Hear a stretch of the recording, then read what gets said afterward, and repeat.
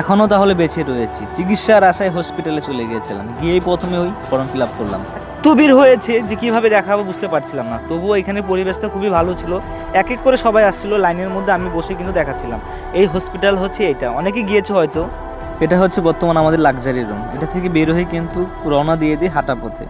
তারপর কিভাবে যাব না যাব, তারপর জানো এখানে একটা এরকমই জায়গা যে তুমি যদি না জানো তোমার কাছ থেকে টাকা নেবে বেশি। প্রথমে কিছু করলাম না, গুগল ম্যাপটা বার করলাম, এখানে সার্চ করলাম যে হসপিটালটার নামটা, আর তারপর যেখানে রয়েছে লোকেশন সার্চ করলাম, হসপিটালে কী কী সুযোগ সুবিধা রয়েছে টোটালটাই আমি এআই দ্বারাই সব কিছু দেখার চেষ্টা করলাম। দেখলাম যে না এখানে সব কিছুই রয়েছে, যাওয়া যাক।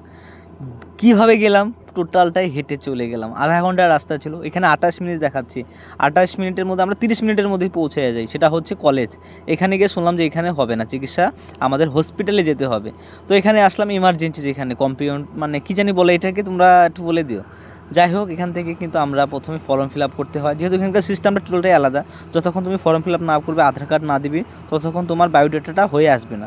তারপর এক এক করে নেওয়ার পর আমরা কিন্তু জেনারেল কিন্তু চলে আসছি, আর ডাক্তারকে দেখানোর জন্য আর কি। খুব সুন্দর মানে কথাবার্তা ডাক্তারদের।